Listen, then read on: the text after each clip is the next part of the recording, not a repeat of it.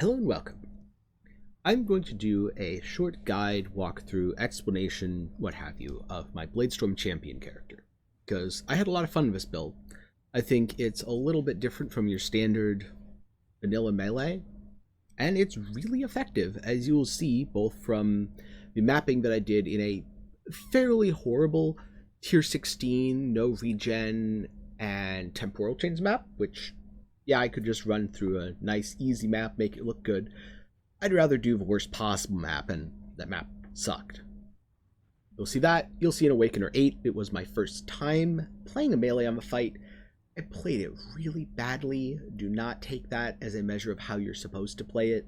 But playing it badly did give a very nice look at how well the build does when you get hit by literally everything.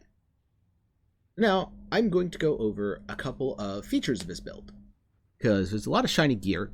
Some of the shiny, it's just, a nice toy. This is a nice pair of gloves. There's nothing too special about it. Some of the shiny actually mechanically changes how you play, and that's what I'm going to go over here. So the first thing that changes mechanics, the Savior. You can think of his sword as reading, you have Vol Double Strike if you've crit recently, because the trigger level 20 reflection when equipped causes a clone to spawn when you deal a critical strike with the weapon, which in this case is very similar to Vol Double Strike's clones. It does 50% less damage. It copies the attack that dealt the crit, i.e. my Leap Slam, my Bladestorm, etc. Great sword, amazing for uptime on bosses, really fun, I definitely recommend. Next thing is Bottled Faith. Bottled Faith creates a very large radius consecrated ground on use. Enemies within this radius take increased damage, and you have around 2% increased critical strike chance with this one against enemies. Really powerful flask, lots of damage, nice regen. Especially good for melee builds that are standing still, attacking. The third feature that I'm going to demonstrate, or explain in the mapping portion, is with Sinvicta's Medal. The only reason I use this is for the Rampage, so at the start of a map, I'll swap to it, get my Rampage, and then just swap off of it, and ignore it for the rest of the map. Now, I do have a very nice chest. I would not say this is absolutely core to the build, but it is very, very nice. It allows me to run both Punishment for damage, and Enfeeble for defenses, and it also helps with clear by cleaning up enemies when they're in large packs. You will see me hit a pack of enemies, I'll kill a couple near the front, the pack will start to explode, and the explosion will kill a bunch of the rest. This makes the build clear much more smoothly. It is not necessarily required. If you do use it, which I advise, you will want something like this Circle of Guilt. Just increase your damage a little bit, because you do potentially sacrifice some damage for the explosion, as opposed to, say, Curse plus Crit or Curse plus Frenzy charges, although you should have Frenzy charges while clearing from your Blood Rage anyway. Now, the last thing that is, I would say, the most important and standout feature this build is it uses Divine Flesh. What this means is that I have 85% Chaos Resistance, making me highly resistant to all that annoying Chaos damage that's been murdering you all league. On top of this, 50% of Ellie damage is taken as Chaos, which allows me to face tank mechanics on Awakener. One other quick note, I'm using a Thread of Hope here. This jewel's amazing, it's great in pretty much any build. What I'm doing is grabbing Strong Arm, Diamond Skin, and Lust for Carnage. Alright, on to some map clear, and then the Awakener. Alright, so I'm going to start this off by just clearing a map a little bit. One thing that I always do, right off the start of a map, I pop my flasks, try to hit my Molten Shell, don't always remember, and I weapon swap. The reason I weapon swap is I'm using a Sinvicta's Medal in my offhand, which gives me Rampage. As you can see, I've got 135 Rampage stacks right now. These will just continue to build throughout the map. As long as I can keep killing stuff, I can keep rampaging. For the purposes of this demonstration, I'm not going to pick up loot because I'll let you in on a little secret about getting maps done real quick. Don't stop. Don't pick up items. Obviously, yes, it's going to take a little longer, but I don't want to extend this guide by a few minutes just because I don't have, all the shards that I should have hidden on my filter. In terms of what I'm doing, I'm mostly just walking up to packs and smacking them with my swords. trying to rotate my defensive buffs, trying to rotate my flasks, all the good stuff while mapping. Mapping with his build is honestly nothing too special. It's kind of just, have you mapped with a melee build before? If so, you're probably going to experience mostly the same sorts of things. The only thing that is a little bit important is starting up the Rampage, which has now reached 1,000, which makes our Leap Slam nice and snappy, helps us move around a little bit. All the usual good benefits of Rampage.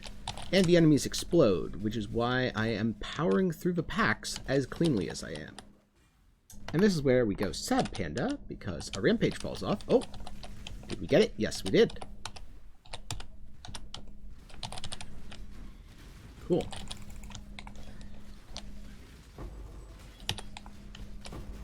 As you can see, the single target is there. Press of a button, I go Blood Stance, and things explode. And with Vol Molten Shell, I don't take too many hits just because I'm constantly moving, constantly damaging. Those hits that I do take are mostly absorbed. And I can always throw out the Ball Jumpy Boy for when I really want to add that deeps. These won't clear as cleanly or as efficiently as a ranged build.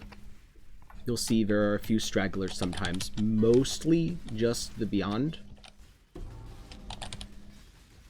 And it does not clear open maps nearly as well as a ranged build would. But in enclosed spaces, such as this map, lair, you know, all the good enclosed maps, or in the case of this one, bad enclosed maps that you just happen to have too many of, so you're running anyway, it works pretty efficiently. And over here is a boss. I will spare you Vicasia, because let's be honest, no one wants to see me AFK doing this for a couple minutes while enemies RP walk up. Boss should bug out here. He'll either teleport away or just die. 50-50 on that, really. In this case, he teleported away. I have seen him just die before. I've seen him do that, where he just teleports a bunch of times. Comes back after the ad phase. And eventually, in one of these phases, he'll stop teleporting away and die. So that's about the typical map clear experience. This is a fairly high investment map, as you can see by the 179% quant and 34 pack size. Not necessarily the absolute top tier, pretty good. And now, on to the Cirrus kill at Awakening level 8. So this is my first attempt at melee on this fight. This is also my first time doing fight after the changes. As it turns out, the fight is much easier now, and melee is tough because of things like this. Wait for it, and almost dead instantly. Well, as it turns out, the guy above me dropped a bunch of those red debuffs that I couldn't see. Now, is it a Bladestorm? Maybe, but I have seen similar things with people who play Cyclone, people who play Perforate, people who play probably Frostblades. I don't know, Frostblades might be safe. So first Storm phase, I heard they wander now. So I dropped, you know, Bladestorm there just out of pure habit from my minor, where I'd go back and deliver Storm. Then I realized, well, Storm wasn't really wandering. It wasn't really doing much at all. I was like, well, do I just run into it? What do I do here? Wander around a bit, I wait for the mechanic, and then I decide to, well, run into it and trigger the fight, because the Storm wasn't really doing that much. My experience with the Storms so far have been that they don't really do that much. Yeah, that was me not finding the entrance, because my Blood Bladestorms definitely covered it, and I failed at finding it. I can still tank a Meteor. Divine Flesh is pretty nice. Don't recommend playing like that. I do recommend having Divine Flesh. And the damage, I mean, it seemed good. The uptime seemed good. Obviously, this isn't phase 3 yet. Phase 1 and 2, he doesn't move nearly as much. And I get tagged by things, but as you can see, they're not really doing that much. It's damage that, if I'm not careful, might kill me, but it's not too scary.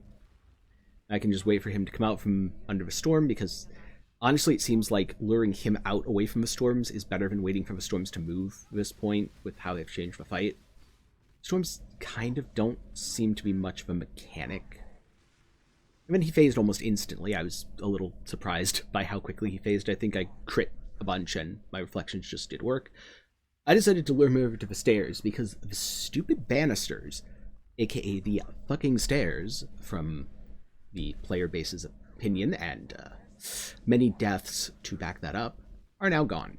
You can walk around the entire area freely. I even walked into one right there just to make sure, okay, yes, I can. In case I got, prisoned up on the stairs. This is where the final phase starts. He absorbs his reflection, and he becomes the annoying, jumpy, teleporty boy that we all know and despise. The good news about this is the reflection can no longer drop stuff. Kind of hopped around here just to avoid the beam.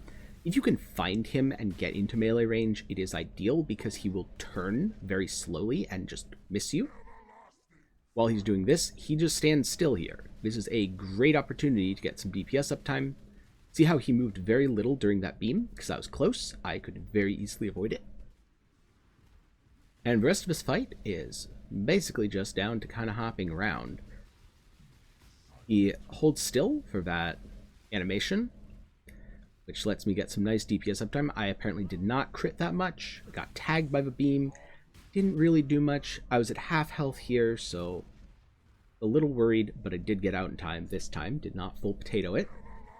Find him standing still. That was his fatal mistake. And he dropped Thread of Hope, which, not much. But I hope you've enjoyed this rundown guide and serious fight. Thanks for watching. Stay sane, Exile.